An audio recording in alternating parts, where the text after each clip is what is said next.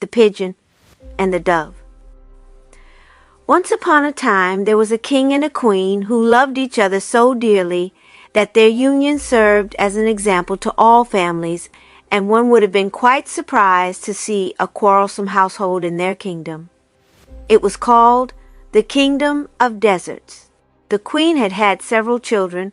Only one daughter remained to her, whose beauty was so great that, if anything could console her for the loss of the others, it was the charms people observed in this one.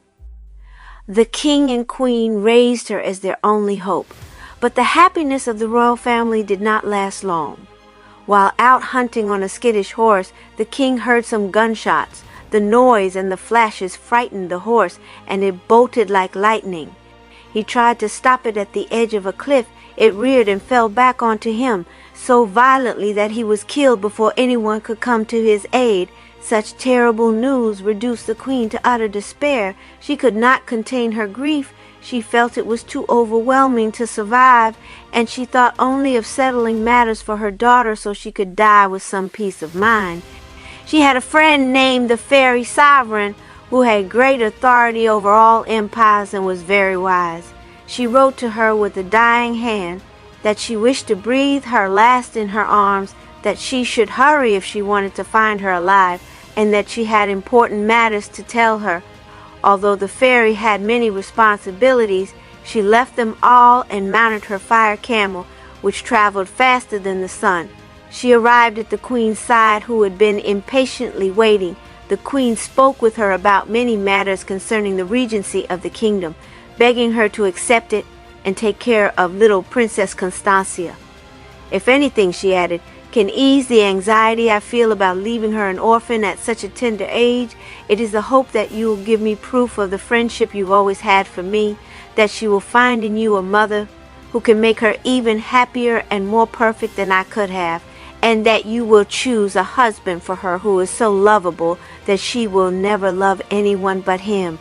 You wish for all the right things, great queen, said the fairy. I will leave nothing undone for your daughter, but I have cast her horoscope, and it seems that destiny is angered with nature for having exhausted all her treasures in forming her. Destiny has resolved to make her suffer, and your royal majesty should know that it sometimes pronounces judgments in such absolute terms that it is impossible to avoid them. At the very least, replied the queen, ease her misfortunes and spare no effort to prevent them. Great disasters are often avoided when one pays serious attention to them. The fairy sovereign promised everything the queen wished, and the queen, having embraced her dear Constancia 100 times over, died with a fair degree of peace. The fairy could read the stars as easily as one now reads the latest printed tales. She saw that the princess was threatened by the fatal passion of a giant whose realm was not far from the kingdom of deserts. She knew well that he must be avoided at all costs, and found no better solution than to hide her dear pupil at one end of the earth, so far from the giant's domain that there was no chance he would disturb their peace. As soon as the fairy sovereign had chosen ministers capable of governing the state she wished to entrust to them, and had established such wise laws that all the sages of Greece could not have done better, she entered Constancia's room one night, and without waking her, carried her off on her fire camel, then departed to a fertile land where people lived without ambition or hardship. It was a true valley of Tempe. There were only shepherds and shepherdesses living in huts each had built with their own hands.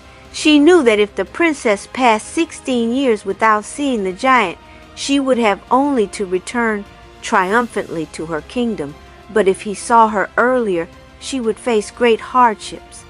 She was very careful to hide her from everyone's eyes, and to make her appear less beautiful, she dressed her as a shepherdess, with large caps always pulled down over her face, but like the sun, which, though wrapped in a cloud, pierces through with long beams of light, this charming princess could not be so well hidden that some of her beauty was not revealed, and despite all the fairy's efforts, everyone spoke of Constancia as a masterpiece of the heavens who stole every heart.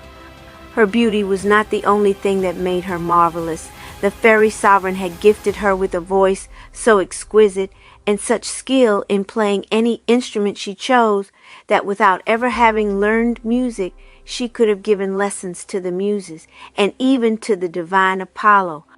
Thus she never grew bored. The fairy had explained to her the reasons she was raised in such obscurity. As she was full of intelligence, she understood them so well that Sovereign was astonished to find such docility and wit in one so young. Several months had passed since the fairy had last visited the kingdom of deserts, for she could barely bring herself to part from Constancia, but her presence was needed there, for nothing happened without her orders, and the ministers were not doing their duty well. She departed, strongly advising Constancia to remain indoors until her return. The lovely princess had a little sheep, whom she dearly loved.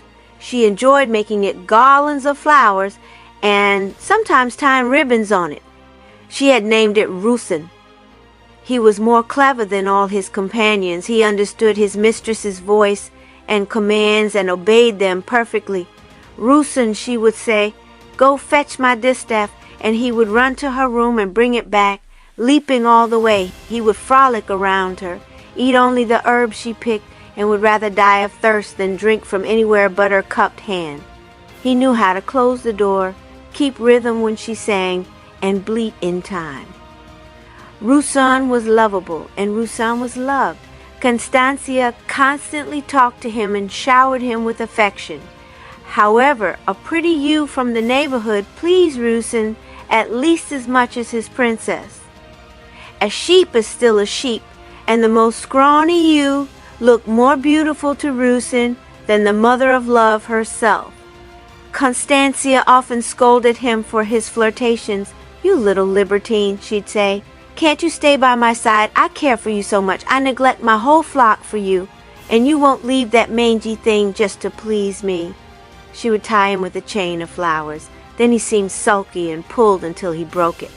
"Ah!" Constancia would cry in anger. "The fairy has told me many times that men are willful like you, that they flee even the slightest constraint, and that they are the most rebellious creatures in the world. Since you want to be like them, wicked Rusin, go find your beautiful ewe. If the wolf eats you, you'll be well eaten, and perhaps I won't be able to save you." The lovesick sheep paid no attention to Constancia's warnings. He spent all day with his beloved little sheep near the little cottage where the princess worked alone. One day she heard him bleating so loudly and pitifully that she had no doubt something awful had happened. She jumped up, very upset, and went out and saw a wolf carrying away poor Rusin. She forgot all that the fairy had told her before leaving. She ran after the thief of her sheep, shouting, "Wolf! Wolf!" She chased him, throwing stones with her shepherd's crook, but he did not drop his prey. Alas! As she passed near a wood, another sort of wolf emerged. It was a terrible giant. At the sight of this frightful colossus, the princess, frozen with fear, raised her eyes to heaven to ask for help and begged the earth to swallow her up. Neither heaven nor earth listened to her. She deserved to be punished for not obeying the fairy sovereign. The giant spread his arms to block her path, but terrible and furious as he was, he felt the power of her beauty. "What rank do you hold among the goddesses?" he said in a voice louder than thunder. "Don't think I'm fooled. You are no mortal. Just tell me your name. Are you a daughter or wife of Jupiter? Who are your brothers? Your sisters? I've long been searching for a goddess to marry, and now I've found one." The princess felt that fear had tied her tongue, and her words died in her mouth. When he saw that she did not answer his gallant questions, he said, "For a divinity, you don't have much wit." Without another word, he opened a large sack and threw her inside. The first thing she saw at the bottom was the wicked wolf and the poor sheep. The giant had amused himself by catching them mid-chase. "You will die with me, my dear Rusin," she said, kissing him. "That's a small comfort. It would be far better if we could escape together." This sad thought made her cry bitterly. She sighed and sobbed loudly. Rusin bleated, the wolf howled. This woke a dog, a cat, a rooster, and a parrot who had been asleep. They too began making a desperate racket. What a strange uproar inside the giant's sack! Finally, exhausted by the noise, he considered killing them all, but settled for tying the sack shut and throwing it atop a tall tree after marking it so he could come back for it. He was off to duel another giant, and all that screaming annoyed him. The princess figured that even a short walk would take the giant far away, since not even a horse at full gallop could catch him when he walked leisurely. She took out her scissors and cut through the sack's fabric, let out her dear Rusin, the dog, the cat, the rooster, and the parrot, then escaped, leaving the wolf inside to teach him not to eat little sheep. The night was very dark. It was a strange thing to find herself alone in the middle of a forest, not knowing which way to go, seeing neither sky nor earth, and always afraid of running into the giant. She walked as fast as she could. She nearly fell 100 times, but all the animals she had saved, grateful for her kindness, refused to abandon her and proved very useful on the journey. The cat's eyes shone so brightly they lit the way like a torch. The dog barked to keep watch. The rooster crowed to scare off lions. The parrot chattered so loudly that one would have thought 20 people were talking all at once, so thieves kept their distance and left the path open for our beautiful traveler. As for her beloved sheep, he occasionally leapt ahead to clear the path with his hooves, making sure there were no traps or thorns. He always walked a few steps ahead of her and kept her from falling into large holes, from which he himself had trouble escaping.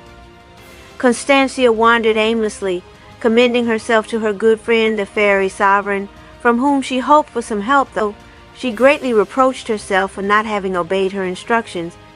But at times she feared she had been abandoned by her. She dearly wished that good fortune would lead her back to the house where she had been secretly raised, but as she did not know the way, she dared not hope to find it without some special stroke of luck. At daybreak she found herself by a river that watered the most delightful meadow in the world. She looked around and saw neither dog, nor cat, nor rooster, nor parrot. Only Rusin remained by her side. "Alas, where am I?" she said. "I do not know this beautiful place. What will become of me? Who will take care of me?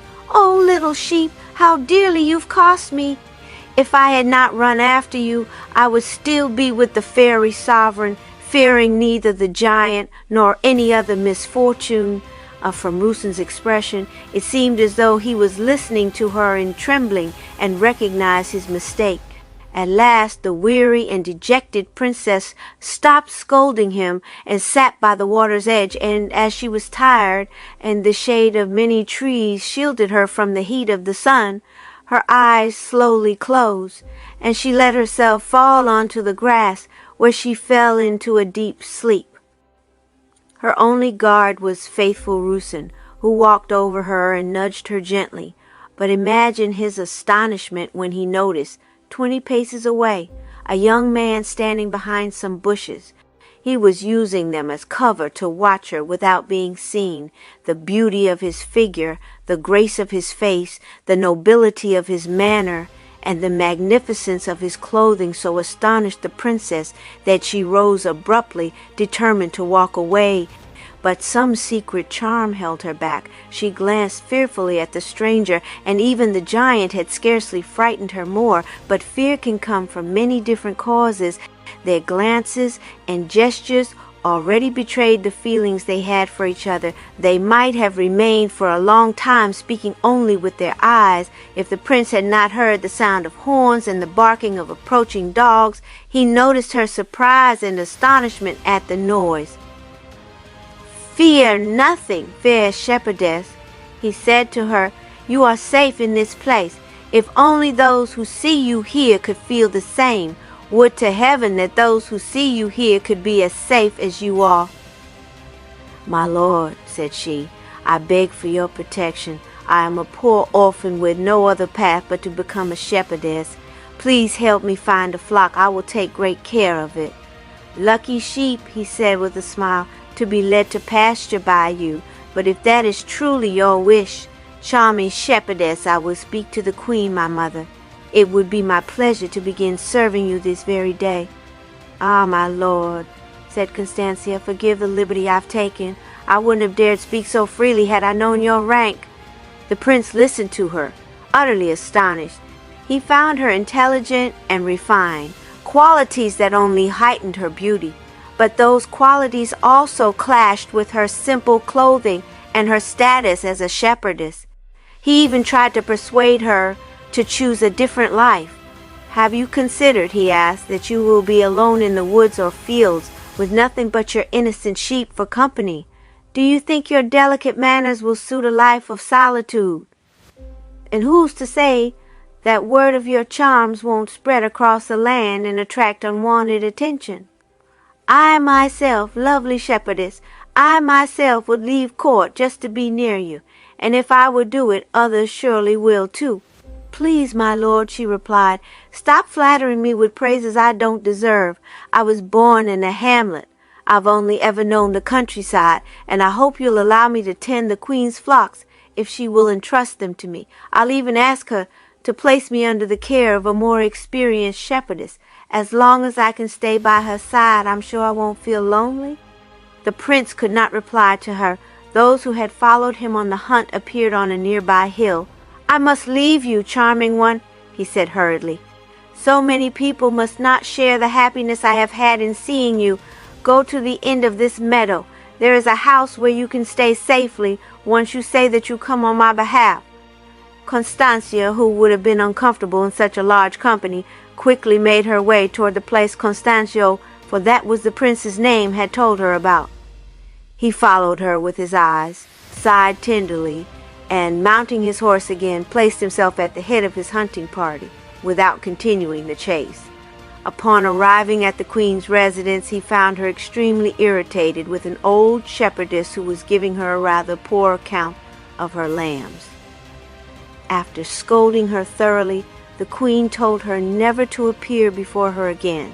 This situation suited Constancio's plans perfectly. He told the queen that he had met a young girl who passionately wished to serve her, who seemed attentive and didn't appear to be motivated by self-interest.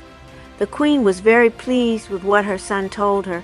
She accepted the shepherdess without even seeing her and told the prince to have her taken with the others to the royal pastures. He was delighted that she exempted Constancia from coming to the palace. Certain eager and jealous feelings made him fear rivals, even though there were none who could challenge him in rank or merit. In truth, he feared great lords less than humble men. He thought she might be more inclined to love a simple shepherd than a prince so close to the throne. It would be difficult to recount all the reflections that followed this one. What reproaches did he not cast upon his own heart, he who until then had never loved, and who had found no one worthy of him? Now he was giving himself to a girl of such obscure birth that he could never confess his passion without blushing. He resolved to fight it, convincing himself that absence was an infallible remedy, especially for a budding affection. He avoided seeing the shepherdess again. He followed his inclinations for hunting and gambling. Wherever he saw sheep, he turned away as if he had encountered serpents. Thus, with a little time, the wound that had pierced him seemed to fade. But one of the hottest days of the dog days, Constancio, tired from a long hunt, found himself at the edge of the river. He followed its course beneath the shade of service trees, whose branches intertwined with those of the willows, making the spot as cool as it was pleasant. A deep reverie overcame him. He was alone, no longer thinking of all those who were waiting for him, when he was suddenly struck by the enchanting sounds of a voice that seemed heavenly to him. He stopped to listen, and was more than a little surprised to hear these words. "Alas! I had promised to live without passion, but love delights in making me forsworn. I feel myself torn by a burning wound. Constancio has become the master of my heart. The other day I saw him in this solitude, weary from the toil he finds in these forests. He was singing of his restlessness, seated beneath these cool shades. Never had anything so beautiful appeared to my eyes. I stood motionless, overwhelmed for a long time. From love's own hand I saw the arrows fly, that I now carry deep in my soul. The pain I feel holds too much charm for me. I see by the fire that consumes me that I shall never be cured." His curiosity got the better of the pleasure he felt in hearing such beautiful singing. He moved forward quickly. The name Constancio had caught his attention, for it was his own. But then again, a shepherd could bear that name just as well as a prince, so he didn't know whether those words had been meant for him or for someone else. He had barely climbed a small tree-covered hill when he spotted the beautiful Constancia at its base. She was seated at the edge of a stream whose rushing waters made such a pleasant sound that it seemed to be trying to harmonize with her voice. Her faithful sheep lying on the grass sat much closer to her than the others, like a favorite pet. Constancia tapped it now and then with her shepherd's crook, caressing it with a childlike tenderness. Each time she touched it, the sheep kissed her hand and looked at her with eyes full of intelligence. "Ah, how happy you are," whispered the prince to himself. "If only you knew the worth of the caresses you receive. What? This shepherdess is even more beautiful than when I first saw her. Love, love, what do you want from me? Must I love her? Or am I still capable of resisting?" I had carefully avoided her because I knew full well the danger of seeing her again, and what powerful impressions, great gods, those first moments left upon me. My reason tried to save me. I fled from so charming an object. But alas, here I find her again. But the one she sings of must be the lucky shepherd she has chosen. While he was reasoning in this way, the shepherdess stood up to gather her flock and lead them to another part of the meadow where she had left her companions. The prince, afraid of losing this chance to speak with her, approached her eagerly. "Charming shepherdess," he said, "may I ask whether the small service I rendered you gave you any pleasure?"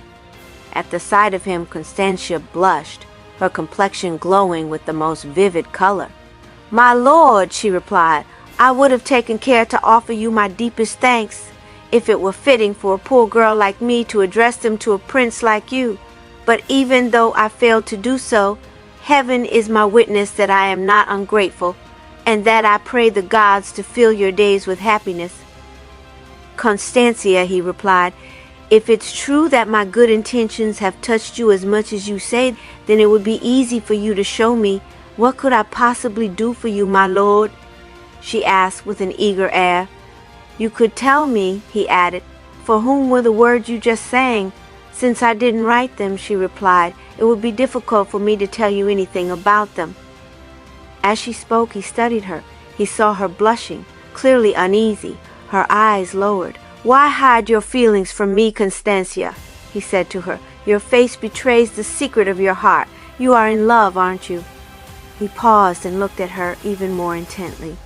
"My lord," she said, "the things that concern me are of so little importance that a great prince need not inquire about them, and I am so used to keeping silent with my dear sheep that I beg your pardon if I do not answer your questions." She hurried away so quickly that he didn't have time to stop her. The Pigeon and the Dove, Part 2. Jealousy sometimes serves as a torch to rekindle love. In that moment, the prince's feelings grew so strong that they would never again be extinguished. He now found 1,000 new charms in the young girl that he hadn't noticed the first time he saw her. The way she had left him, just as much as her words, made him believe she had already given her heart to some other shepherd. A deep sadness overtook him. He didn't dare follow her, even though he longed intensely to speak with her. He lay down in the very spot she had just left, and after trying to recall the words she had sung, he wrote them down in his notebook and studied them closely. "It's only been a few days," he said to himself, "since she saw this Constancio who occupies her thoughts. Must I have the same name as him, and yet be so far from his good fortune? How coldly she looked at me! She seems even more indifferent now than when I met her the first time. Her greatest concern was finding an excuse to get away from me." These thoughts pained him deeply, for he could not understand how a simple shepherdess could be so indifferent to a great prince. As soon as he returned, the prince summoned a young boy who shared in all his amusements. The boy was well born and charming. The prince ordered him to dress as a shepherd, tend a flock, and lead it each day to the queen's pasture so he could observe what Constancia was doing without raising her suspicions. Myrtain, that was his name, was too eager to please his master to neglect any opportunity that seemed to concern him. He promised to carry out the prince's orders faithfully, and the very next day he was ready to go to the meadow. The man who was overseeing the pasture would not have allowed him in had he not shown a written order from the prince stating that he was his shepherd and had been entrusted with his sheep. He was immediately allowed to join the pastoral group. Being charming, he easily pleased the other shepherdesses, but as for Constancia, he found in her a proud bearing so far above what she appeared to be that he couldn't reconcile such beauty, intelligence, and grace with the rustic and pastoral life she led. He followed her in vain. He always found her alone, deep in the woods, singing with an air of distraction. No shepherd dared attempt to win her favor. The challenge seemed too great. Myrtain tried this bold venture himself. He made himself attentive to her, but soon learned firsthand that she wanted no attachment. Each evening he reported to the prince on how things stood. Everything he told him only served to deepen the prince's despair. "Do not be mistaken, my lord," Myrtain said to him one day. "That beautiful girl is in love. It must be with someone from her homeland." "If that were true," replied the prince, "would she not want to return there?" "Who knows," added Myrtain, "if she doesn't have some reason preventing her from going back to her country. Perhaps she's angry with her lover?" "Ah!" exclaimed the prince. "She sings those words far too tenderly." "It's true," Myrtain continued, "that all the trees are covered with their initials, and since nothing pleases her here, surely something must have pleased her elsewhere." "Test her feelings for me," said the prince. "Speak well of me, then speak ill of me. You'll be able to tell what she really thinks." Myrtain wasted no time in finding an opportunity to speak to Constancia. "What is the matter, beautiful shepherdess?" he said to her. "You seem melancholy, despite all the reasons you have to be happier than anyone. And what reasons for joy do you see in me?" She replied, "I am reduced to tending sheep far from my homeland. I have no news of my family. Is all that supposed to be very delightful?" "No," he answered, "but you are the most charming person in the world. You have wit, you sing in an enchanting way, and your beauty is without equal. Even if I possessed all those qualities," she said with a deep sigh, "they would mean little to me." "What then?" Myrtain added. "Are you ambitious? Do you think one must be born on a throne and of divine blood to be happy? Ah, free yourself from that illusion. I serve Prince Constancio, and despite the difference in our stations, I sometimes approach him, I observe him, I perceive what is happening in his soul, and I know that he is not happy."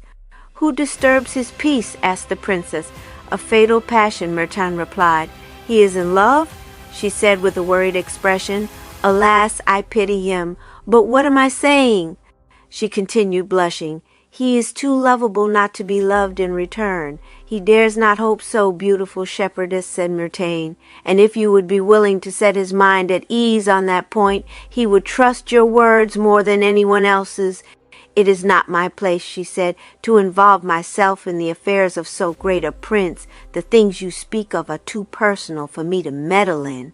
"Farewell, Myrtain," she added abruptly. "If you wish to please me, do not speak to me again of your prince or his love affairs." She walked away deeply moved. She had not been indifferent to the prince's worth.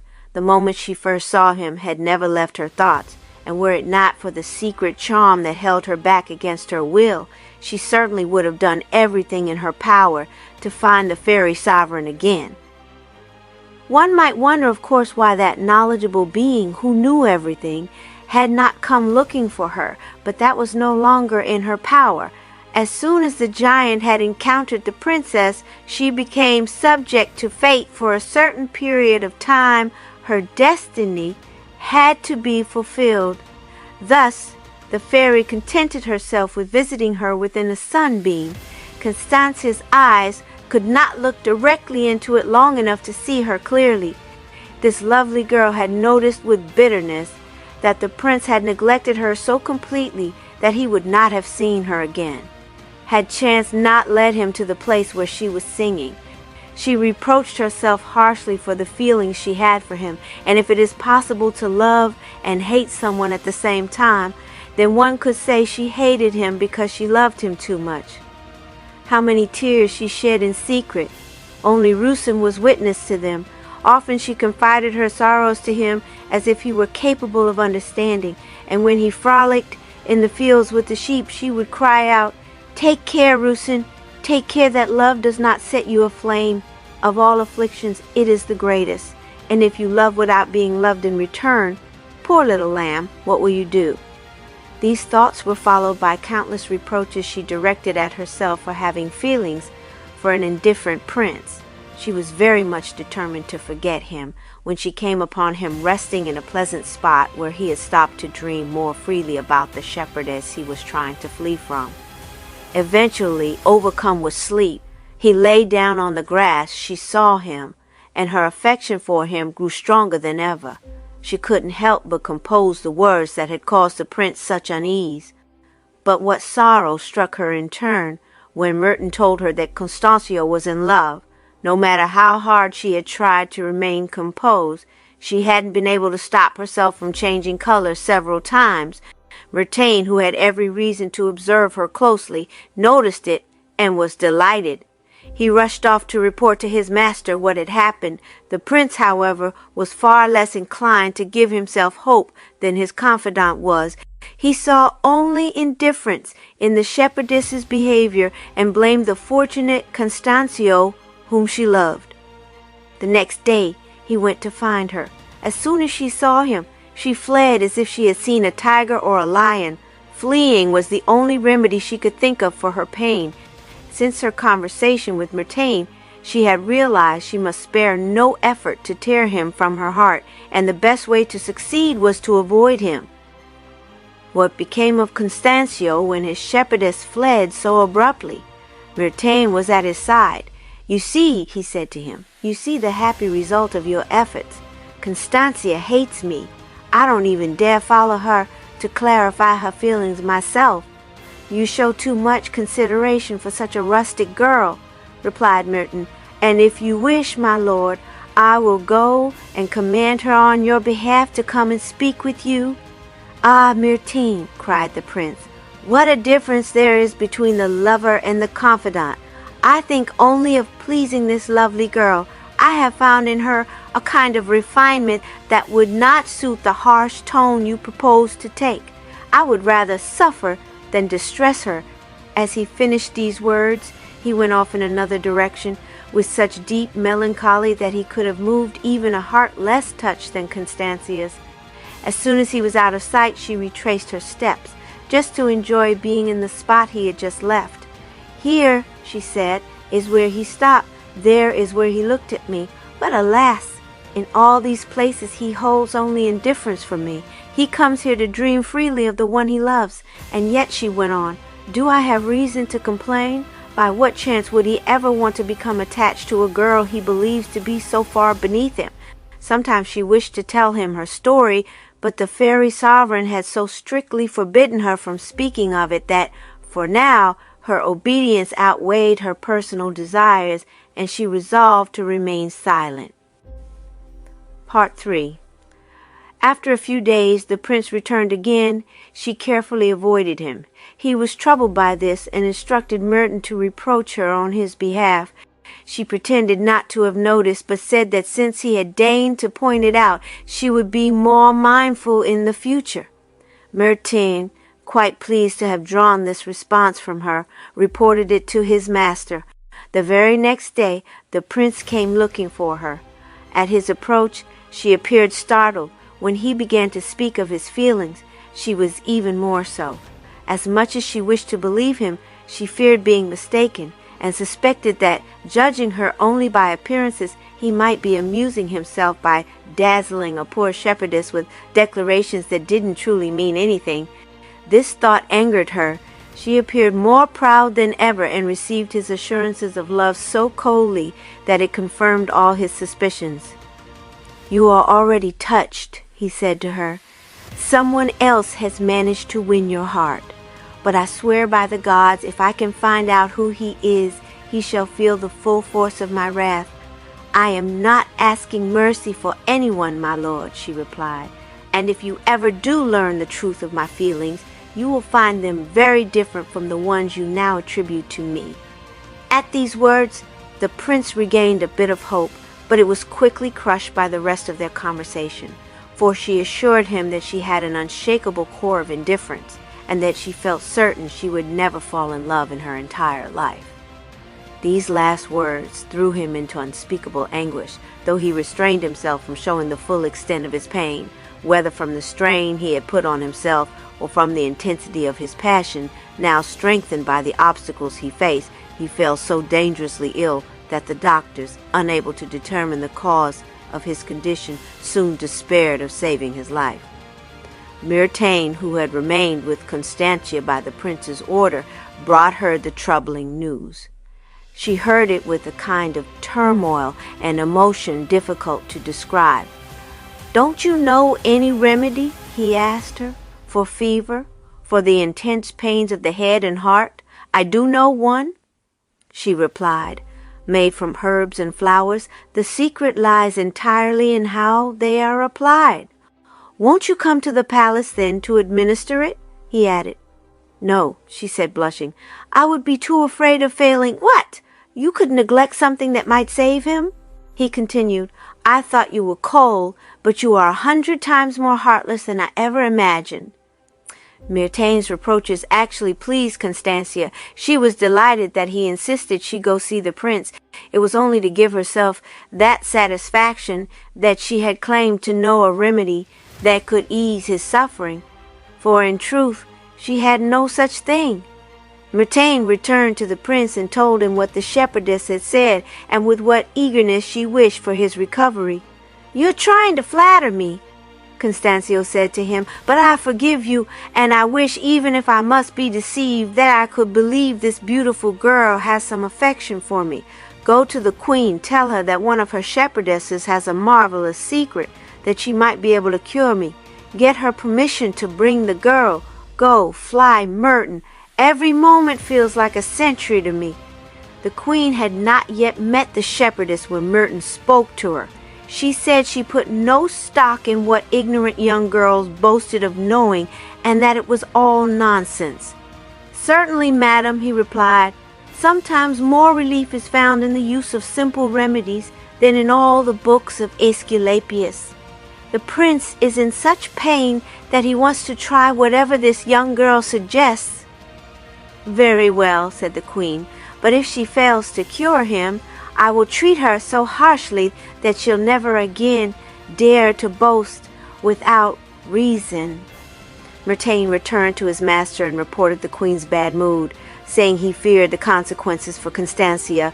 "I would rather die," cried the prince. "Go back at once. Tell my mother that I beg her to let this beautiful girl stay with her innocent sheep. What a reward," he continued, "for the trouble she might take. The thought of it makes my suffering even worse." Myrtane ran to the queen to tell her, on behalf of the prince, not to summon Constancia, but as she was naturally very quick-tempered, she became angry at these constant changes of heart. "I've already sent for her," she said. "If she cures my son, I will give her something.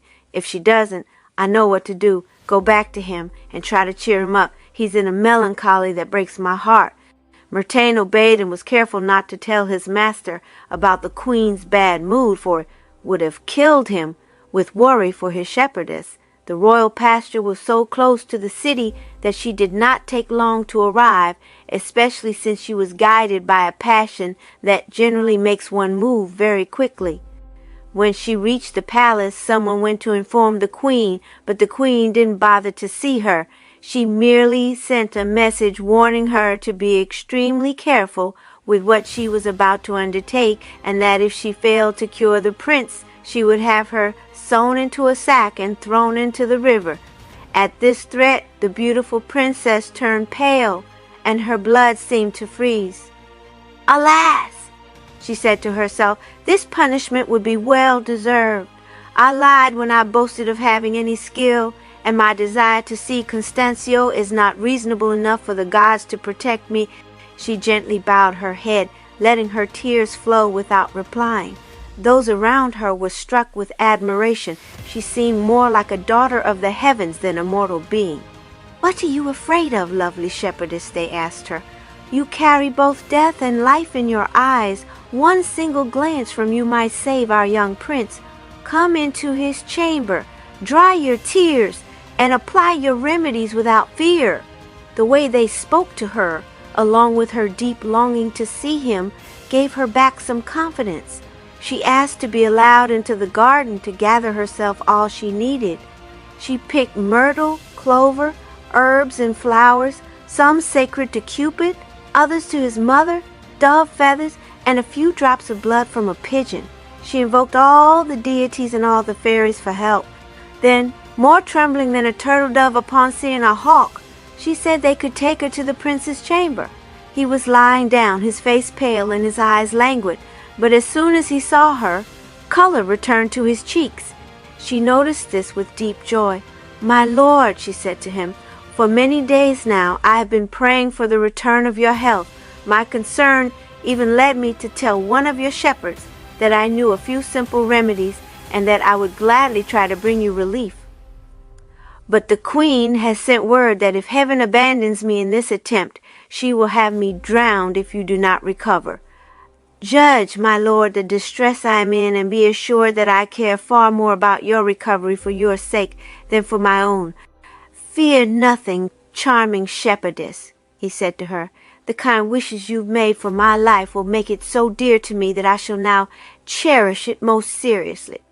I had grown careless with my days, but alas, how could they be happy when I remember the song you once sang for Constancio? Those fatal words and your coldness have brought me to the sorrowful state you see me in. But, beautiful shepherdess, you now command me to live, so let me live and live for you alone." Constancia could barely conceal the joy stirred in her by such a loving declaration. Still, worried someone might overhear what the prince was saying, she asked whether he would allow her to place a band and bracelets made of herbs she had gathered. He held out his arms to her with such tenderness that she quickly tied one of the bracelets on, anxious that no one should discover what was truly happening between them. And after performing some little rituals, just enough to fool the prince's entire court, he cried out a few moments later that his pain was easing. And indeed it was just as he said. The doctors were summoned.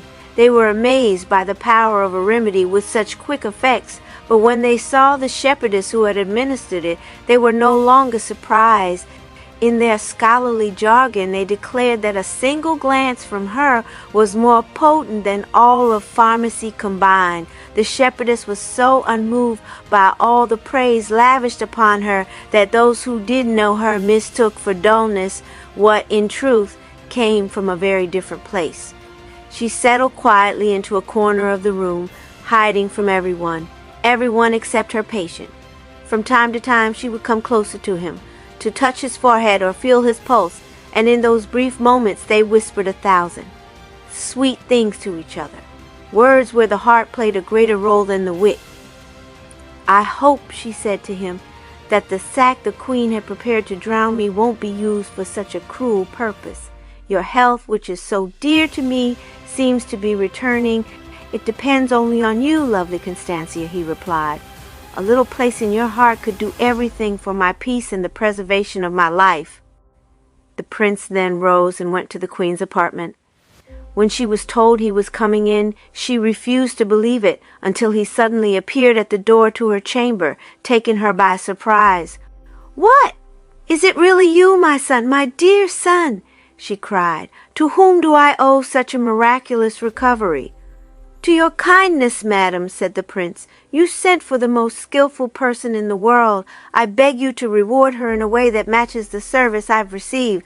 "That can wait," the queen replied sharply. "She's a poor shepherdess who should consider herself lucky to keep tending my sheep forever." At that moment the king arrived. Someone had gone to announce to him the good news of the prince's recovery. As he entered the queen's chambers, the first thing that caught his eye was Constancia. Her beauty, like the sun shining with 1,000 rays, dazzled him so completely that he stood motionless for a few moments, unable to ask those near him what marvel he was beholding, or since when goddesses had come to dwell in his palace. At last he gathered his senses, approached her, and learning that she was the enchantress who had just cured his son, he embraced her and gallantly said that he felt very ill himself and begged her to heal him as well. He entered, and she followed him. The queen had not yet seen her. Her astonishment is beyond description. She let out a loud cry and fainted, casting furious glances at the shepherdess. Constancio and Constancia were frightened.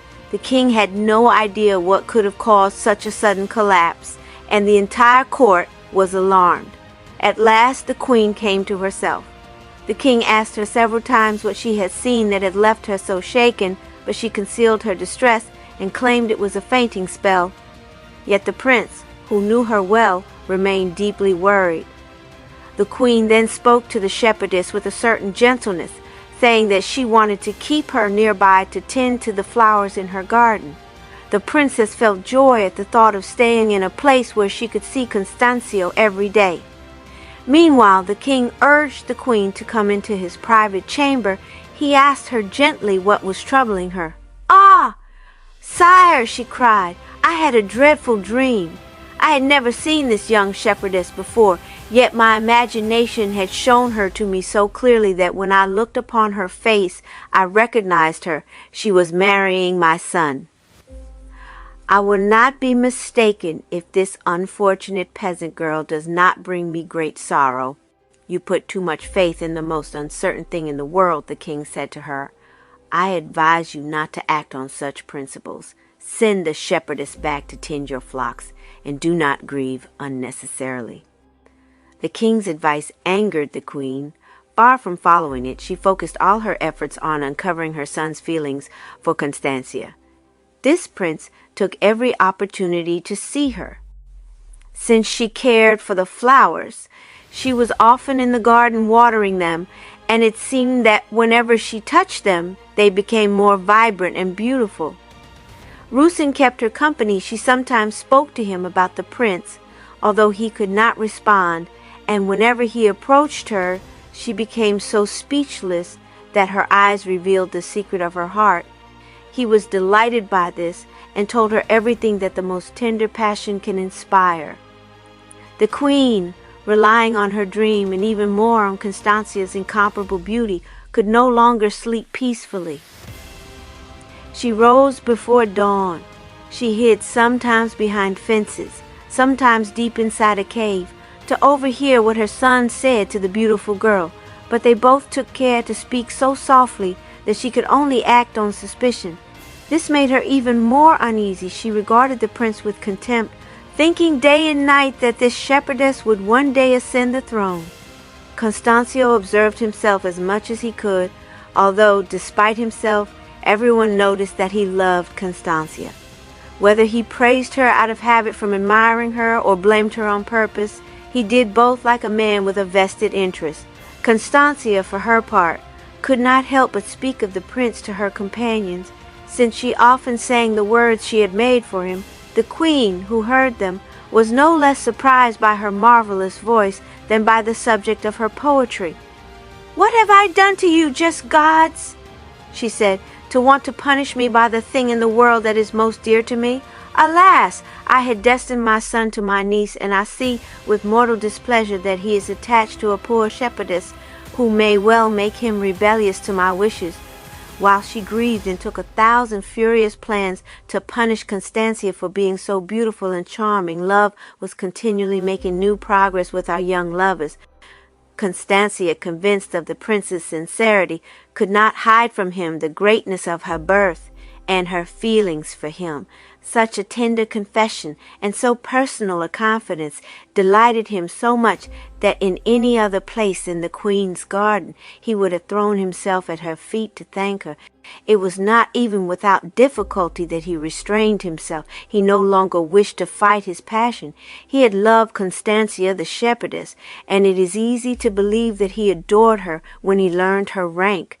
and if he had no trouble being persuaded of such an extraordinary thing that a great princess wandered the world, sometimes a shepherdess and sometimes a gardener, it was because at that time such adventures were very common, and because he found in her manner and demeanor a guarantee of the sincerity of her words.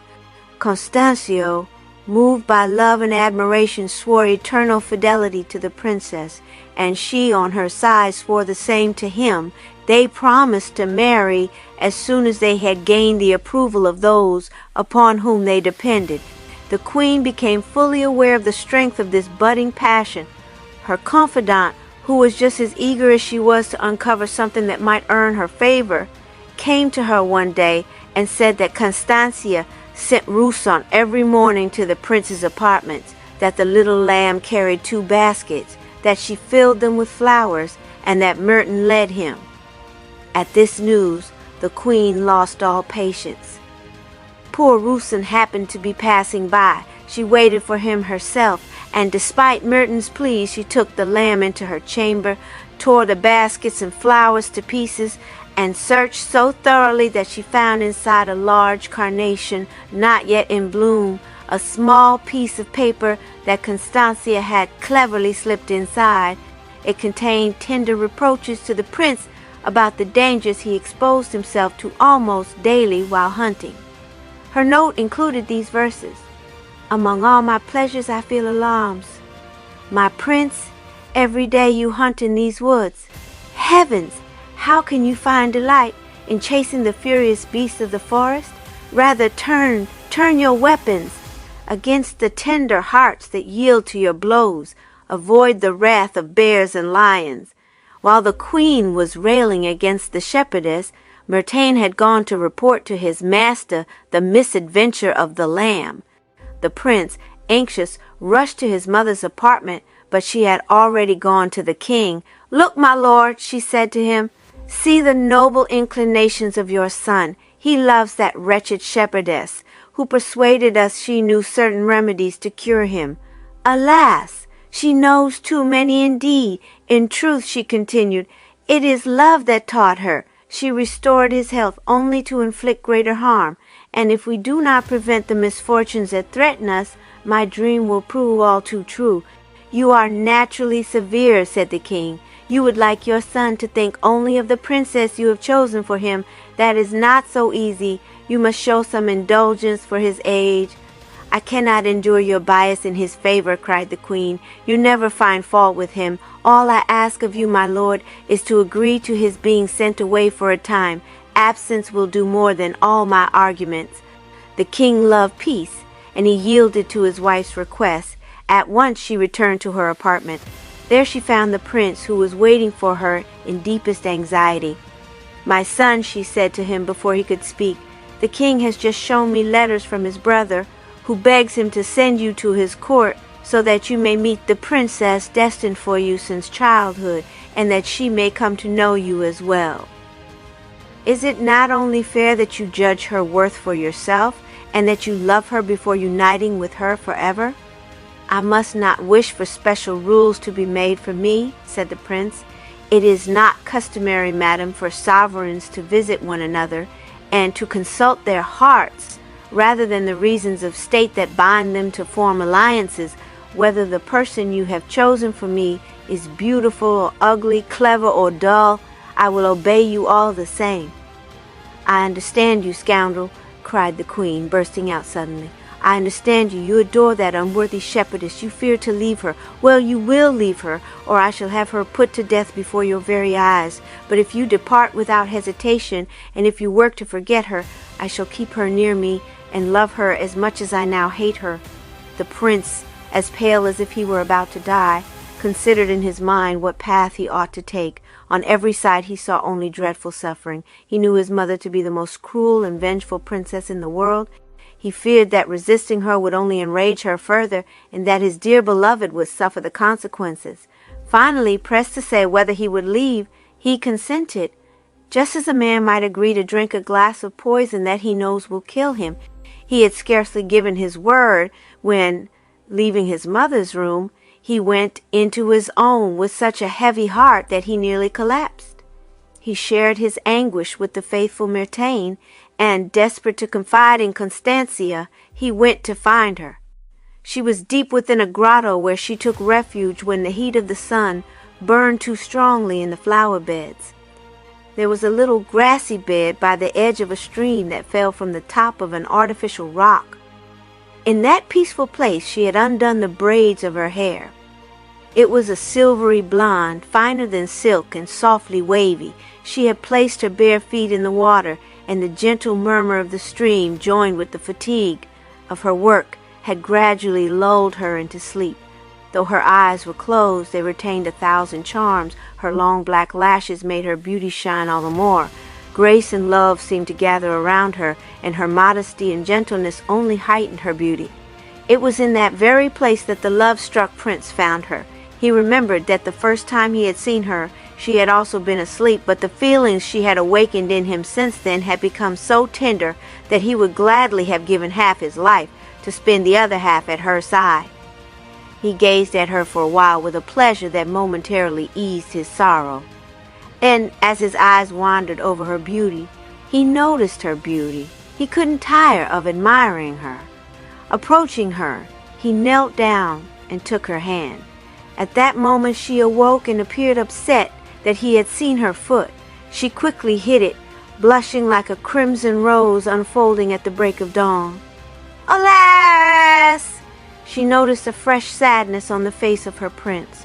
What is wrong, my lord? She asked, alarmed. I can see from your eyes that you are troubled. Ah! Who would not be my dearest princess? He said, shedding tears he could not hold back. We are going to be separated. I must leave, or risk your life falling victim to the queen's fury.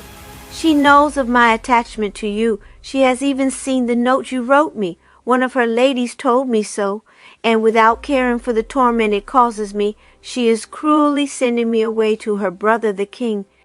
What are you saying, my prince? She cried. You are about to abandon me, and you believe this is necessary to protect my life. How can you think such a thing?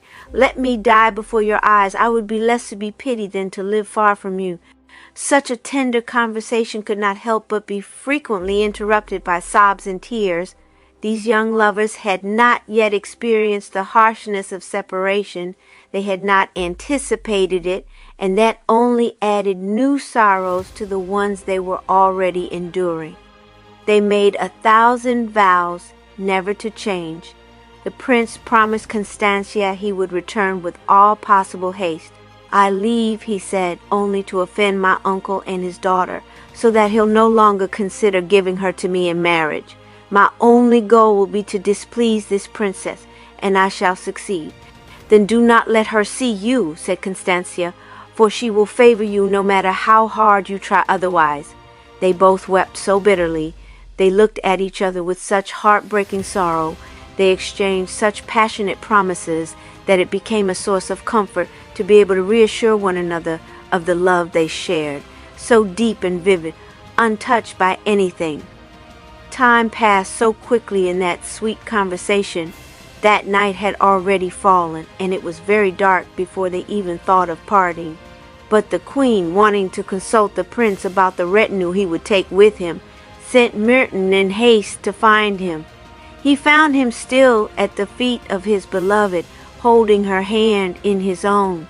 When they saw Myrtin, they were so overcome that they could hardly speak. Myrtin told his master that the queen was asking for him, and he had no choice but to obey. The princess withdrew as well. The queen found the prince so melancholy and so changed that she easily guessed the reason why. She chose not to speak of it further. It was enough that he was leaving. Indeed, everything was prepared with such speed it seemed as though fairies were involved. As for the prince, his thoughts were solely occupied with what related to his love. He insisted that Myrtane remain at court so he could send daily news of the princess. He left him his finest jewels in case she should need them, and his foresight overlooked nothing in a matter that meant so much to him. At last, he had to leave. The despair of the young lovers is impossible to describe. If anything could make it less unbearable, It was the hope of seeing each other again soon. It was then that Constancia fully understood the magnitude of her misfortune, to be a king's daughter, to possess considerable lands, and yet to find herself in the hands of a cruel queen who sent her son away for fear he might love her. She, who was inferior to no one, and who should have been ardently desired by the greatest sovereigns of the world. But fate had decided otherwise. The queen, delighted to see her son gone, focused entirely on intercepting the letters sent to him. She succeeded and discovered that Myrtine was his confidant. She ordered that he be arrested on a false charge and sent to a castle where he was held in harsh captivity. When the prince heard the news, he was deeply angered. He wrote to both the king and the queen to request the release of his favorite. His pleas had no effect, but this was only the beginning of the suffering that was planned for him.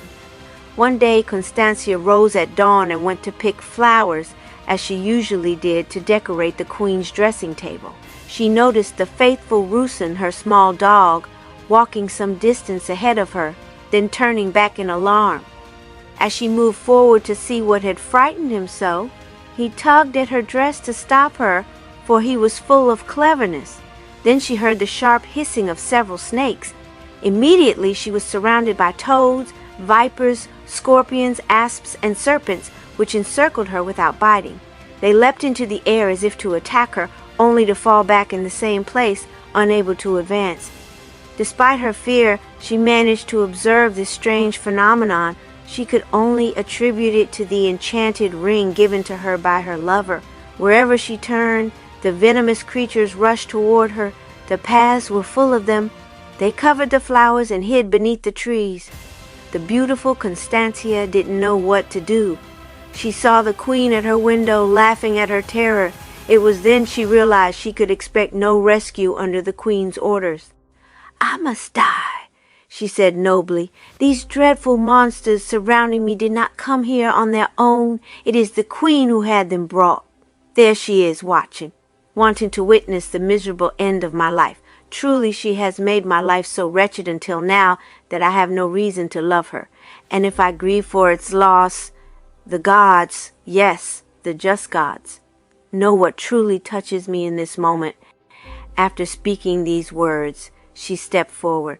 All the serpents and their foul companions moved away from her as she walked toward them. She exited in this way, as astonished herself as she left the queen astonished.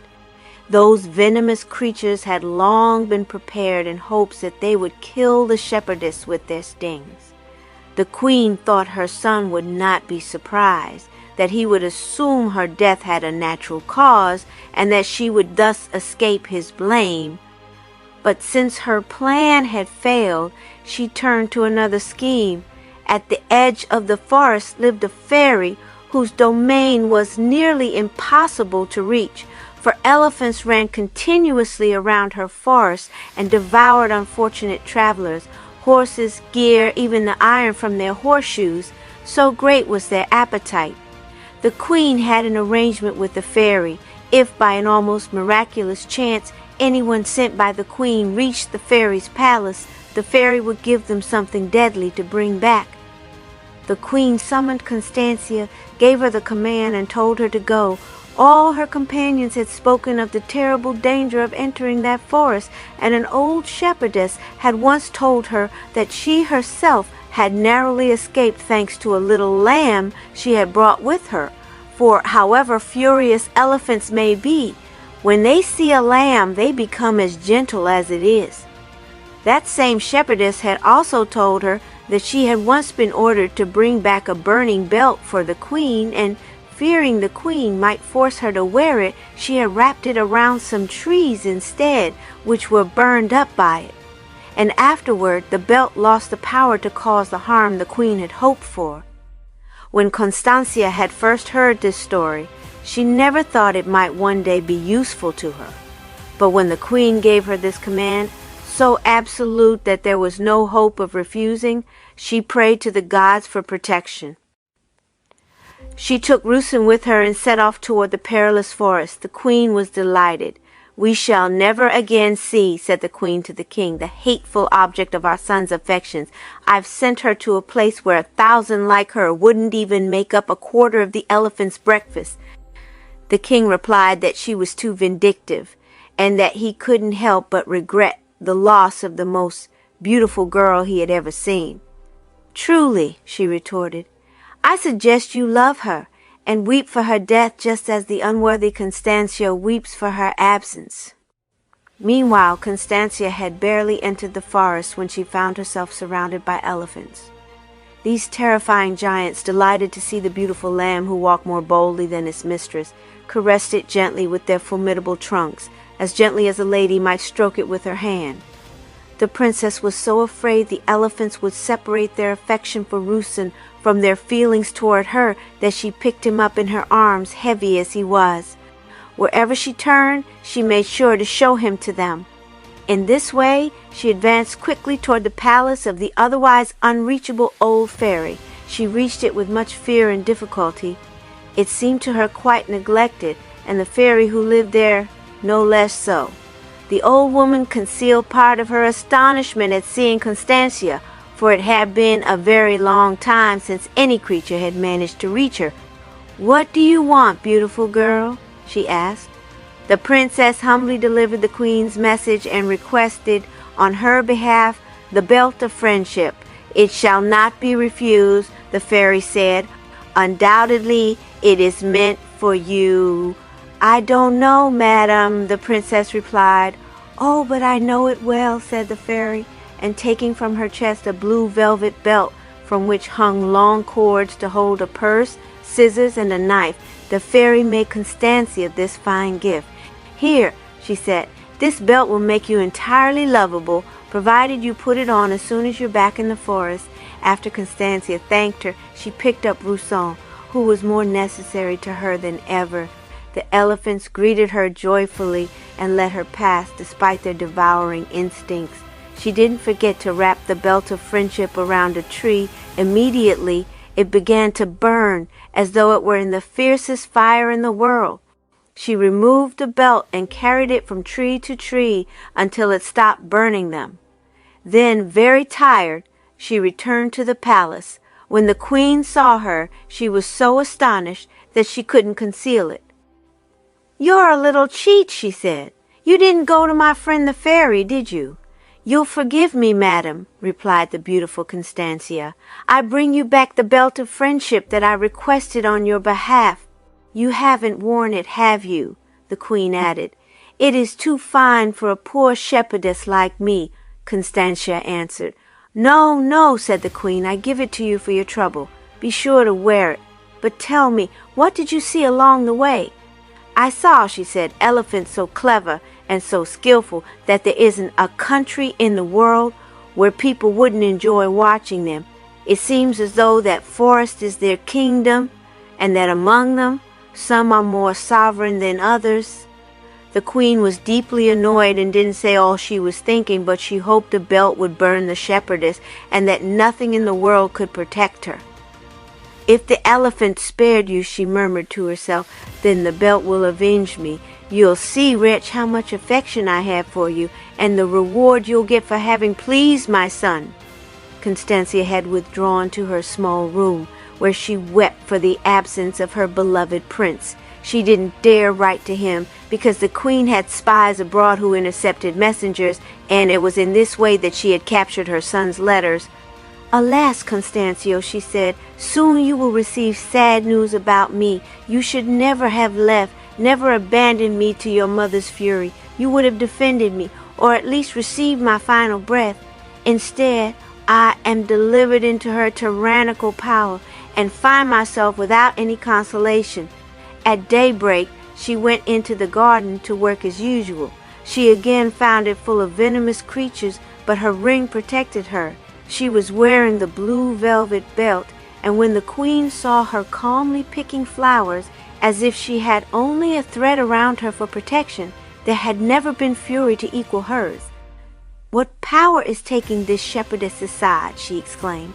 With her charms she enchants my son. With her innocent herbs she restores his health. Serpents and asps crawl at her feet without biting her. The elephants become courteous and gentle at her sight. The belt, which by fairy magic ought to have burned her, only serves to adorn her. I must therefore resort to more certain means. She immediately sent the captain of her guard, in whom she had great confidence, down to the port to see if there were any ships ready to sail to the most distant regions. He found one that was to depart at nightfall. The queen was delighted. She sent word to the ship's captain, offering to sell him the most beautiful slave in the world. The merchant, delighted, accepted. He came to the palace, and without Constancia knowing anything, saw her in the garden. He was stunned by the charms of this incomparable girl, and the queen, who knew how to make a profit out of everything, being extremely greedy, sold her at a very high price. Constancia was unaware of the new misfortune being prepared for her. She retired early to her little room to have the pleasure of dreaming alone about Constancio and to write a reply to one of his letters which she had finally received. She was reading it, unable to put down such a delightful letter, when the queen entered. This princess had a master key that opened every lock in the palace. She was followed by 2 mutes and her captain of the guard. The mutes gagged Constancia, tied her hands, and carried her off. Rusin tried to follow his dear mistress, but the queen threw herself on him and stopped him, fearing that his bleating might be heard. She wanted everything to happen in secrecy and silence. So Constancia, having no one to help her, was taken aboard the ship. Since they were waiting only for her to depart, it immediately set sail for the open sea. We must leave her to her voyage. Such was her sad fate, for the fairy sovereign had not been able to bend destiny in her favor. All she could do was follow her everywhere in a dark cloud where no one could see her. Meanwhile, Prince Constancio, preoccupied with his passion, showed no restraint toward the princess who had been chosen for him. Though he was naturally the most courteous of men, he still treated her with 1,000 harshnesses. She often complained to her father, who could not help but scold his nephew. Thus the marriage was repeatedly delayed. When the queen finally wrote to the prince that Constancio was at death's door, he was overcome with inexpressible grief. He refused to show any restraint in a situation where his life was at least as much at risk as that of his beloved, and he departed like a flash of lightning. Part 4. No matter how fast he traveled, he arrived too late. The queen, who had anticipated his return, gave orders to say for several days that Constancia was ill. She placed around her women, who knew how to speak or keep silent, depending on what they were told. Then the rumor of her death was spread, and a wax figure was buried, with everyone being told it was Constancia. The queen, who was trying every possible way to convince the prince of her death, had Merton released from prison so that he could attend the funeral. As the day of the burial became known to all, everyone came to mourn the loss of this charming girl, and the queen, who could arrange her expression however she wished, pretended to feel this loss for the prince's sake. Constancio arrived with all the anxiety one can imagine. When he entered the city, he couldn't help but ask the first person he saw for news of his dear Constancia. Those who answered him did not know her, and unprepared for the situation, simply told him that she was dead. At these dreadful words, he could no longer contain his grief. He fell from his horse, without pulse or voice. A crowd gathered. When they saw it was the prince, everyone rushed to help him, and he was carried to the palace, almost lifeless. The king felt deep sorrow at the pitiful state of his son. The queen, who had prepared herself for this moment, believed that time and the loss of his tender hopes would heal him. But he was too deeply affected to be consoled. His sorrow, far from diminishing, grew with every moment. He spent 2 days without seeing or speaking to anyone. Then he went into the queen's chamber, his eyes full of tears, his gaze wild, his face pale. He told her that she had caused the death of his dear Constancia, but that she would soon be punished for it, because he too was about to die, and that he wanted to go to the place where Constancia had been buried. The queen, unable to dissuade him, decided to take him herself to a cypress grove where she had had a tomb erected. When the prince arrived at the place where his beloved supposedly rested forever, he spoke such tender and passionate words that no one had ever spoken like him. Despite the queen's hardness, she was moved to tears. Myrtain grieved as much as his master, and everyone who heard him shared in his despair. Finally, all of a sudden, driven by his anguish, he drew his sword and approached the marble that covered her beautiful body, about to kill himself, if the queen and Myrtain had not seized his arm and stopped him. "No," he said, "nothing in the world will stop me from dying and rejoining my dear princess." The queen was surprised by the title of princess he gave the shepherdess. She didn't know whether her son was dreaming, and she would have thought he had lost his mind if everything he said hadn't been so coherent. She asked him why he called Constancia a princess. He replied that she was one, that her kingdom was called the kingdom of deserts, that she was its sole heir, and that he never would have spoken of it if he still had anything to lose by doing so. "Alas, my son," said the queen, "since Constancia is of a birth equal to your own, take comfort, for she is not dead. I must confess, to ease your pain, that I sold her to some merchants. They are taking her away as a slave." "Ah!" cried the prince. "You only say this to delay my plan to die, but my decision is firm. Nothing can change it." "Then," added the queen, "you must see it with your own eyes to believe it."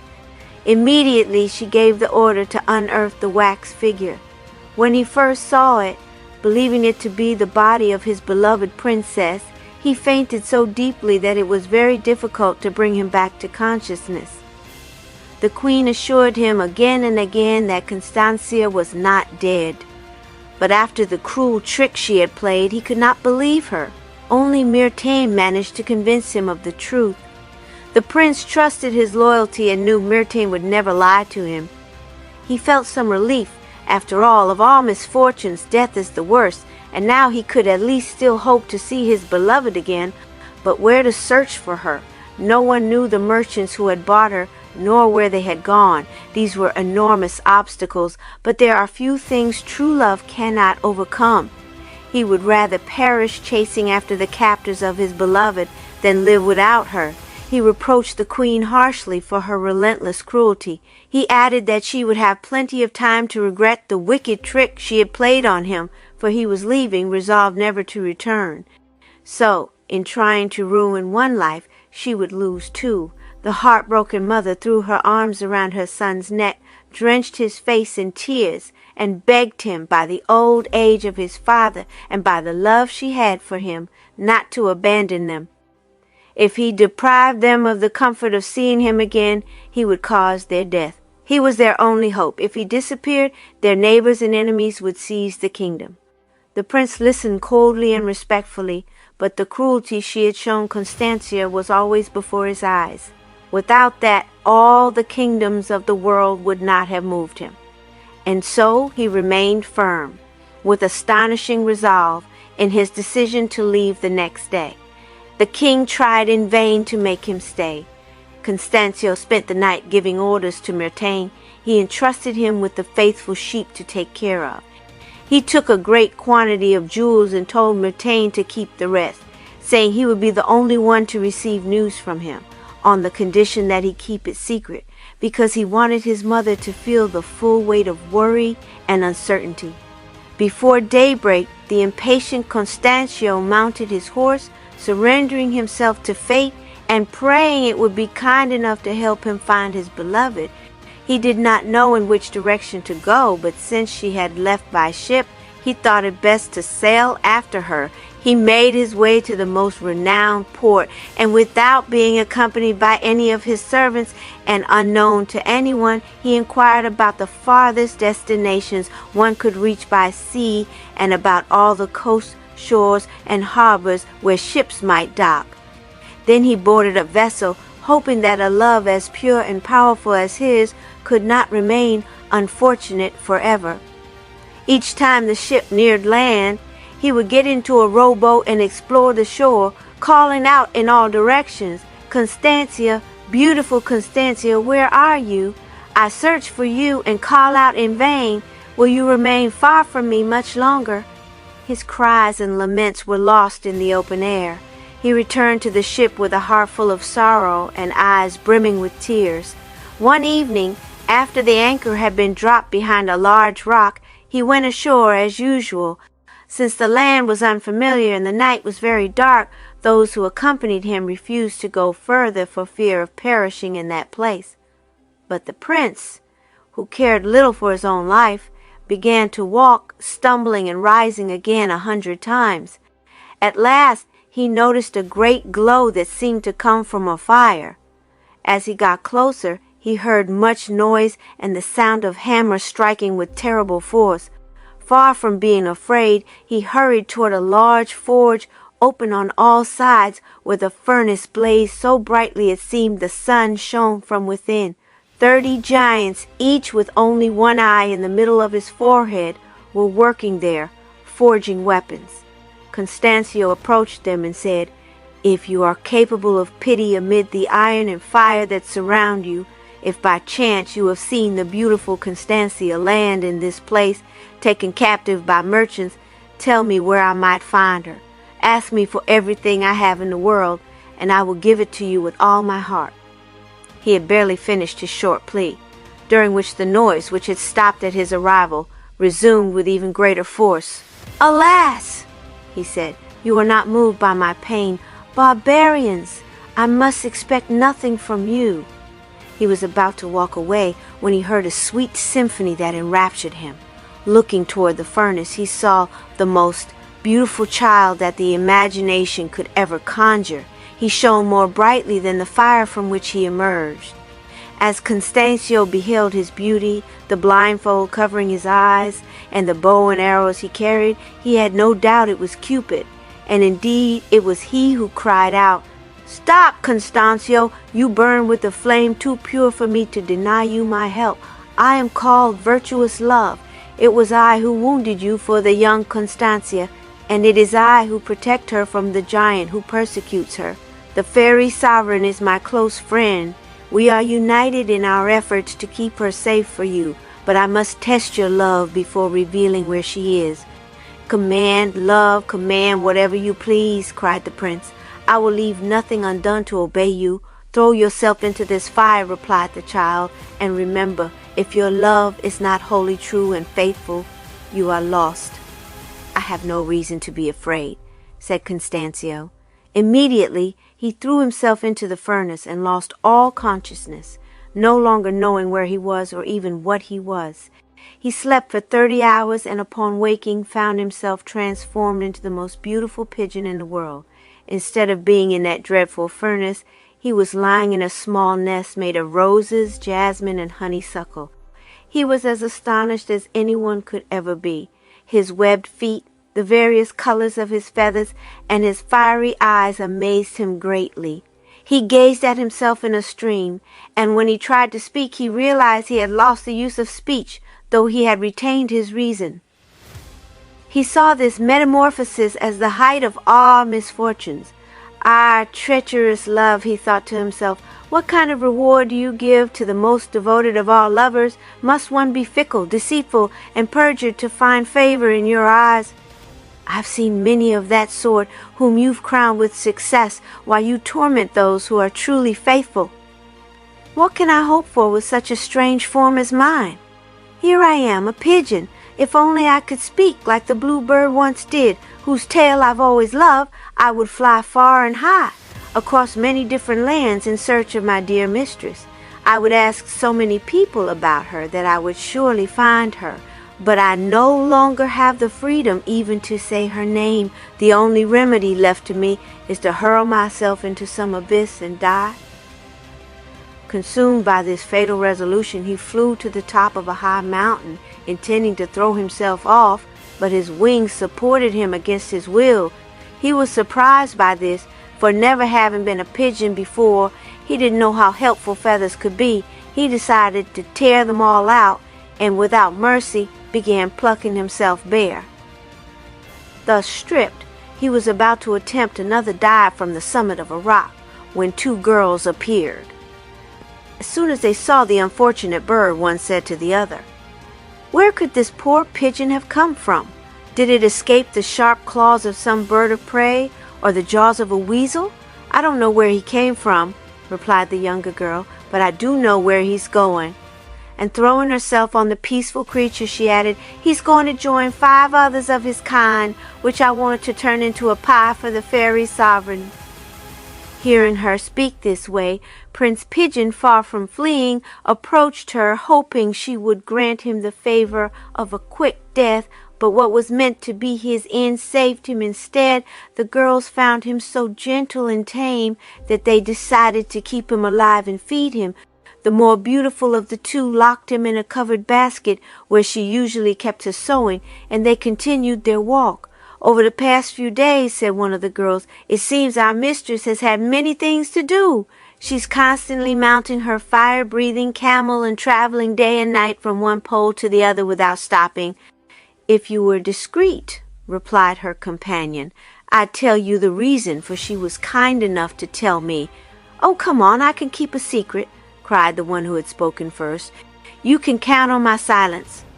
"Then know this," the other began. "Her Princess Constancia, whom she loves dearly, is being persecuted by a giant who wants to marry her. He has locked her away in a tower, and to stop the marriage from happening, our mistress must do some incredible things." The prince listened to their conversation from the bottom of his basket. Until then he had believed that nothing could make his misfortunes worse, but he realized with immense sorrow that he had been terribly wrong. And considering all that has already been said about the depth of his love, it is easy to imagine the true despair he felt, finding himself turned into a little pigeon at the very moment when his help was most needed by his beloved princess. His tormented imagination pictured Constancia imprisoned in the fatal tower, besieged by the advances, threats, and rage of a fearsome giant. One moment he feared she might be too afraid and give in to the marriage. The next he feared she might be too brave and risk her life resisting such a brutal suitor. It would be hard to describe the state he was in. The young girl carrying the basket returned with her companion to the palace of the fairy they served. They found her walking in a shadowy path in her garden. They immediately fell to their knees at her feet and said, "Great Queen, here is a pigeon we found. He is gentle and tame, and if he still had his feathers, he would be very handsome. We've decided to care for him in our room, but if it pleases you, he could sometimes amuse you in yours." The fairy took the basket where he was confined, lifted him out, and reflected seriously on the fleeting glories of the world. It was certainly remarkable to see a prince like Constancio in the form of a pigeon, ready to be roasted or boiled, and though it had been she who had orchestrated this transformation, nothing happened except by her command. Still, as she often liked to philosophize on every event, this one made a strong impression on her. She caressed the little pigeon, and he did everything he could to attract her attention, hoping she might relieve him from his sad predicament. He bowed like a proper pigeon, lifting one foot slightly. He gently pecked at her affectionately. Though still a novice pigeon, he already knew more tricks than the oldest doves and wood pigeons. The fairy sovereign carried him into her private chamber, shut the door, and said, "Prince, the pitiful state in which I find you today does not prevent me from recognizing you and loving you, for the sake of my daughter Constancia, who feels no less for you than you do for her. Blame no one but me for your transformation. I had you enter the furnace to test the purity of your love. It is pure, it is passionate, and you must have all the honor of the adventure." The pigeon bowed his head 3 times as a sign of gratitude, and he listened attentively to what the fairy wanted to tell him. "Your mother, the queen," she continued, "had barely received the silver and jewels in exchange for the princess when she violently handed her over to the merchants who had bought her. And as soon as she was on the ship, they set sail for the East Indies, where they were certain they could sell the precious treasure they carried for great profit. Her tears and pleas did nothing to change their decision. She begged in vain, saying that Prince Constancio would buy her back with everything he owned in the world, but the more she convinced them of her value, the more they hurried to escape him, afraid he might learn of her abduction and come to snatch their prize away. Finally, after sailing halfway around the world, they were struck by a violent storm. The princess, overwhelmed by her sorrow and the hardships of the sea, was near death. Fearing they would lose her, the merchants sought refuge in the nearest port, but just as they were disembarking, they saw a giant of terrifying size approaching. He was followed by several others, all of whom demanded to see the rarest thing aboard their ship. The giant stepped in, and the first thing his eyes landed on was the young princess. They immediately recognized each other. "Ah, little wretch!" he cried. "So the just and merciful gods have brought you back under my power. Do you remember the day I found you and you cut open my sack? I doubt you'll play the same trick on me this time." And indeed he seized her like an eagle grabs a chick, and despite her resistance and the merchant's pleas, he carried her off in his arms, running at full speed to his great tower. This tower is on a high mountain.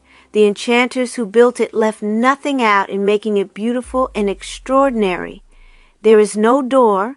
You ascend through the windows, which are very high up. The diamond walls shine like the sun and are of an impenetrable hardness. In truth, whatever art in nature might gather of the most precious things falls short of what one sees there.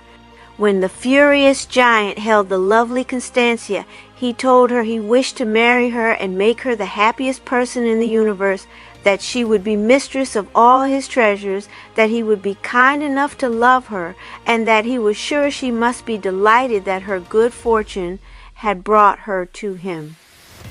She showed him, through her tears and lamentations, the depth of her despair. And since I was secretly guiding everything, despite fate, who had sworn to destroy Constancia, I inspired in the giant a gentleness he had never known before in his life. So instead of becoming angry, he told the princess he would give her 1 year, during which he would do her no harm. But if at the end of that time she had not agreed to satisfy his desire, he would marry her against her will and then have her killed. Thus she might decide which outcome suited her best. After this dreadful declaration, he locked her up with the most beautiful girls in the world to keep her company, and try to pull her out of the deep sorrow that consumed her. He stationed giants around the tower to prevent anyone from coming near, and indeed, if anyone dared to try, they would be swiftly punished, for these guards are terrifying and merciless. At last, the poor princess, seeing no hope of rescue, and with only 1 day left before the year is up, is preparing to throw herself from the top of the tower into the sea. That, Lord Pigeon, is the state to which she is reduced. The only remedy I see is for you to fly to her, carrying in your beak this little ring. As soon as she slips it on her finger, she will be transformed into a dove, and you both will be able to escape safely." The little pigeon was beside himself with impatience to leave. He didn't know how to make himself understood. He tugged at the fairy's frilled sleeve and flounced apron, then flew toward the windows and tapped at the glass with his beak. All this meant, in pigeon language, "I beg you, madam, send me now with your enchanted ring to save our beautiful princess." She understood his pigeon talk, and responding to his wishes. "Go now, fly, charming pigeon," said the fairy to him. "Here is the ring that will guide you. Take great care not to lose it, for you alone in all the world can rescue Constancia from the place where she is held. Prince Pigeon, as I already told you, had no feathers, having torn them all out in his extreme despair. The fairy rubbed him with a marvelous essence, which caused such beautiful and extraordinary feathers to grow back that the doves of Venus were not worthy to be compared with him. He was overjoyed to see himself feathered once again, and taking flight, he arrived at dawn atop the high tower, whose diamond walls shone so brilliantly that the sun in its greatest splendor seemed to burn less brightly. There was a spacious garden on the tower's rooftop, in the middle of which stood an orange tree heavy with blossoms and fruit. The rest of the garden was most exquisite, and Prince Pigeon might have taken pleasure in admiring it had he not been occupied with matters far more important. He perched on the orange tree, holding the ring in his beak, and felt a terrible unease when the princess entered. She wore a long white gown, and her head was covered with a great black veil embroidered with gold, which was cast over her face and trailed all around her. The love-struck pigeon might have doubted it was she, had the nobility of her figure, the majesty of her presence, not marked her unmistakably. She came to sit beneath the orange tree, and lifting her veil all at once, he was left dazzled for a moment. "Sorrowful regrets, sorrowful thoughts," she cried. "You are now useless. My afflicted heart has spent an entire year between fear and hope, but the fatal day has arrived. It is today. Within a few hours I must die or marry the giant. Alas, is it possible that the fairy sovereign and Prince Constancio have so completely abandoned me? What have I done to deserve this? But of what use are these thoughts to me now? Is it not better to carry out the noble plan I have conceived?" She rose with a bold air, ready to throw herself from the tower, but as the slightest noise frightened her, and she heard the fluttering of the pigeon in the tree, she looked up to see what it was. At that very moment he flew to her, and gently placed the precious little ring in her bosom. The princess, surprised by the caresses of this beautiful bird and his enchanting plumage, was no less astonished by the gift he had brought. She examined the ring, noticed some mysterious markings on it, and was still holding it in her hand when the giant entered the garden without her even having heard him approach. Some of the women who served the princess had gone to report to her terrible suitor the depth of her despair, telling him that she would rather die than marry him. When he learned that she had climbed so early to the top of the tower, he feared a tragic outcome. His heart, which until then had only known cruelty, had been so enchanted by the beautiful eyes of this lovely maiden that he now loved her tenderly. Oh gods, what became of her when she saw him? She feared that he might take away the means by which she hoped to die. The poor pigeon was no less frightened by this fearsome colossus. In the turmoil she felt, she slipped the ring onto her finger, and immediately, oh miracle, she was transformed into a dove and flew away swiftly with the faithful pigeon. Never had there been a surprise to equal the giant's. After staring in stunned silence at his beloved, now a dove soaring through the vast sky, he stood frozen for a moment. Then he began to howl and scream with such force that the mountains trembled, and he did not stop until he died. He ended his life in the depths of the sea, where truly it was more just that he should drown than the charming princess. She flew away swiftly with her guide, but once they had traveled far enough to be free of all danger, they gently descended into a forest that was very dark from the thickness of the trees, yet pleasant because of the green grass and flowers that carpeted the ground. Constancia still did not know that the pigeon was her true lover. He was very sorrowful that he could not speak and explain it to her, when he suddenly felt an invisible hand loosen his tongue. He was overjoyed, and immediately said to the princess, "Has your heart not told you, charming dove, that you are with a pigeon who still burns with the same flame you once kindled?" "My heart wished for the happiness I now receive," she replied, "but it did not dare to hope for it. Alas, who could have imagined it? I was on the verge of perishing at the hands of my strange fate, and you came to snatch me from the arms of death, or from a monster I feared even more." The prince, overjoyed to hear his dove speak, and to find her just as tender as he had hoped, told her all that the most delicate and passionate love could inspire. He recounted everything that had happened since the sorrowful moment of her disappearance, especially the surprising encounter with the god-love the blacksmith and the fairy in his palace. She was delighted to learn that her best friend was still looking out for her. "Let's go find her, my dear prince," she said to Constancio, "and thank her for all the good she has done us. She will restore our original forms, then we can return to your kingdom or mine."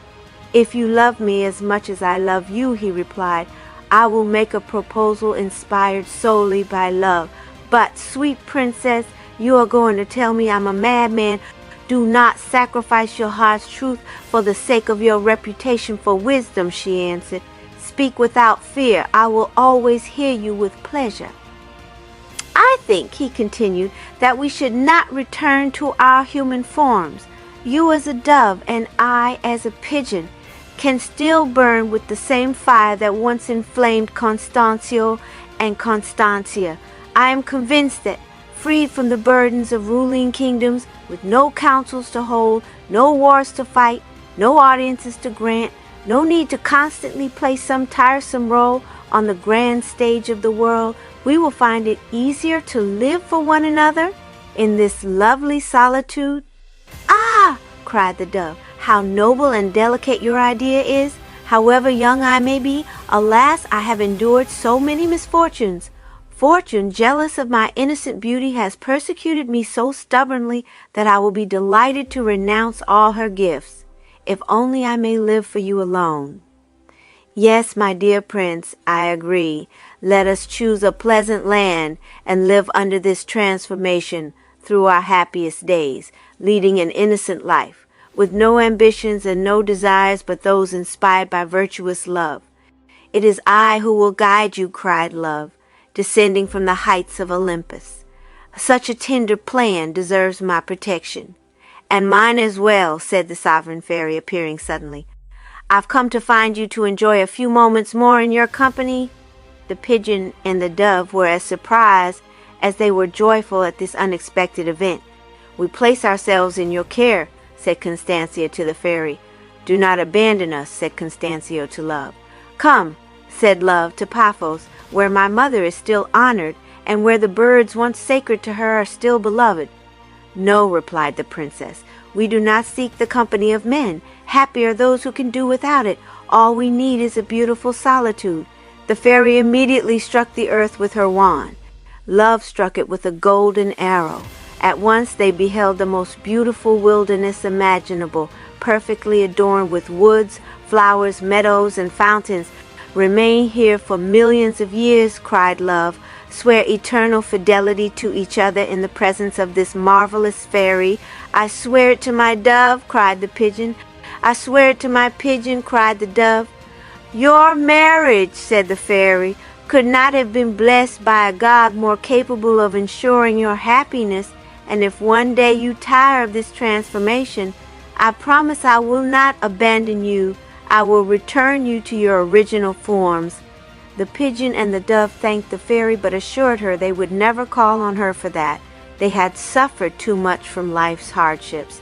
They asked only one thing, that she bring Rusin to them if he was still alive. He has changed states, said Love. It was I who condemned him to be a sheep. I took pity on him and restored him to the throne from which I had cast him down. At this news, Constancia was no longer surprised by the cleverness he had shown. She begged Love to tell her the adventures of a sheep who had been so dear to her. I'll come tell you, he replied kindly, but today I'm awaited and wished for in so many places I hardly know where to go first. Farewell, he continued. Happy and tender spouses, you may boast of being the wisest in my empire. The sovereign fairy stayed for a while with the newlyweds. She could not praise enough the scorn they showed for earthly grandeur. Indeed, they had chosen the best path to a peaceful life. At last she took her leave. It is known from her and from Love himself that Prince Pigeon and Princess Dove loved each other faithfully to the end. Final stanza, poetic moral. We see in pure love a destiny unfold, recurring troubles, hopes left in the cold, sad accidents and fatal trials fall, even on lovers most perfect of all. Love, which binds us with such tender chains, leads to joy by diverse paths and pains. When heaven stirs the storm, it grants the go. Young hearts, it's true, such trials are rough. They cost you tears and sighs enough, but when love is pure, its griefs and fears are but the pledge of the sweetest years. The end